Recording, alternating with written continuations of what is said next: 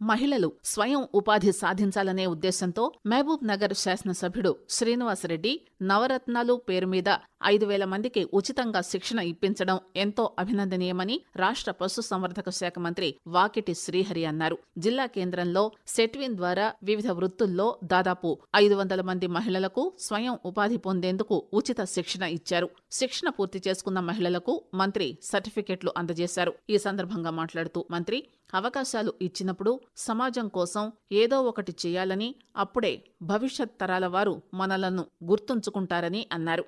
ప్రధానమంత్రి నరేంద్ర మోదీ యోగాకు అంతర్జాతీయ గుర్తింపు తీసుకొచ్చారని బీజేపీ జాతీయ ఉపాధ్యక్షురాలు మహబూబ్ నగర్ పార్లమెంటు సభ్యురాలు డీకే అరుణ అన్నారు. అంతర్జాతీయ యోగా దినోత్సవాన్ని పురస్కరించుకుని మహబూబ్ నగర్లో నిర్వహించిన కార్యక్రమంలో ఆమె మాట్లాడుతూ యోగా సాధన భారతదేశంలో చాలా పురాతన కాలం నుంచి ప్రారంభమైందన్నారు. రోగాల నుంచి విముక్తి పొందాలంటే యోగా సాధన ముఖ్యమని పేర్కొన్నారు. రోజు క్రమం తప్పకుండా కనీసం గంట పాటు యోగా చేస్తే శారీరక దృఢత్వంతో పాటు మానసిక ఉల్లాసం లభిస్తుందన్నారు. పేదల వైద్యానికి తమ ప్రభుత్వం అత్యధిక ప్రాధాన్యత ఇస్తోందని మహబూబ్ నగర్ శాసనసభ్యులు శ్రీనివాసరెడ్డి అన్నారు. మహబూబ్ నగర్ లోని తమ క్యాంపు కార్యాలయంలో 70 లక్షల రూపాయల విలువైన ముఖ్యమంత్రి సహాయ నిధి చెక్కులను ఆయన లబ్ధిదారులకు అందజేశారు. అనంతరం మాట్లాడుతూ గత ఏడాది రాష్ట్రంలో 1,500 కోట్ల రూపాయల విలువైన ముఖ్యమంత్రి సహాయ నిధి చెక్కులు అందజేశామని తెలిపారు. తెలంగాణలో కాంగ్రెస్ ప్రభుత్వం అధికారంలోకి వచ్చాక లబ్ధిదారులకిచ్చే రాజీవ్ ఆరోగ్యశ్రీ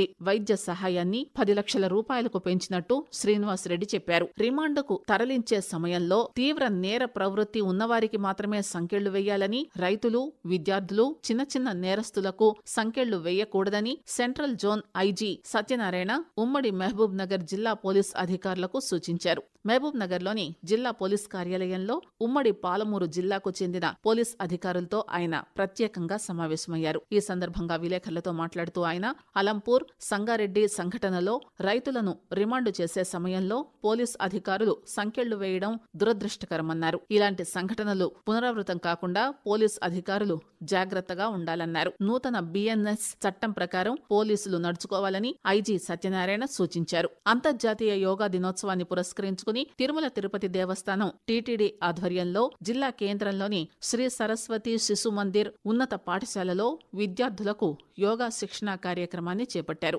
ఈ సందర్భంగా తిరుమల తిరుపతి దేవస్థానం ఉమ్మడి మహబూబ్ నగర్ జిల్లా సమన్వయకర్త రామాచారి మాట్లాడుతూ విద్యార్థులు యోగా చేయడం వల్ల మానసిక స్థైర్యంతో పాటు ఆత్మవిశ్వాసం పెరుగుతుందని తెలియజేశారు. మహబూబ్ నగర్లోని క్రిస్టియన్ పల్లి అంగన్వాడీ కేంద్రంలో అమ్మ మాట అంగన్వాడీ బాట కార్యక్రమాన్ని నిర్వహించి విద్యార్థులకు అక్షరాభ్యాస కార్యక్రమం నిర్వహించారు. ఈ సందర్భంగా ఐసీడీఎస్ పీడీ జరీనా మాట్లాడుతూ అంగన్వాడీ కేంద్రంలో 3 ఏళ్లు దాటిన పిల్లలందరికీ అక్షరాలు, అంకెలు, ఆటపాటలతో కూడిన విద్యను అందిస్తున్నామన్నారు. చిన్నారులకు పూర్వ ప్రాథమిక విద్యను అందించేందుకు కృషి చేస్తామన్నారు. అంగన్వాడీ కేంద్రాల్లో ఆటపాటలతో కూడిన విద్య అందించడంతో పిల్లల్లో శారీరక అభివృద్ధితో పాటు మానసిక అభివృద్ధి పెరుగుతుందన్నారు. అంగన్వాడీ కేంద్రాల్లో నిర్వహించే కార్యక్రమాల ద్వారా ప్రత్యక్ష అనుభవాల ద్వారా చిన్నారులు నేర్చుకుంటారన్నారు. కేంద్రంలో 3వసారి ప్రధానమంత్రి నరేంద్ర మోదీ నేతృత్వంలో ఎన్డీఏ ప్రభుత్వం అధికారంలోకి వచ్చాక పేదరిక నిర్మూలనలో మంచి ఫలితాలు కనిపిస్తున్నాయని బీజేపీ రాష్ట్ర ఉపాధ్యక్షుడు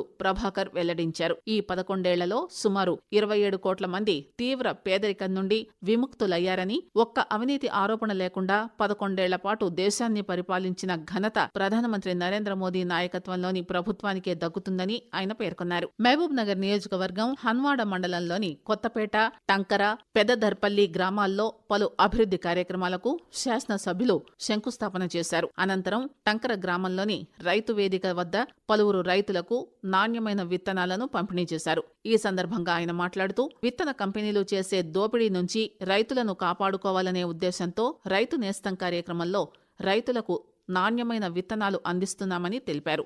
నకిలీ విత్తనాలు ఎవరు విక్రయించినా వారిపై క్రిమినల్ చర్యలు తీసుకుంటామని హెచ్చరించారు.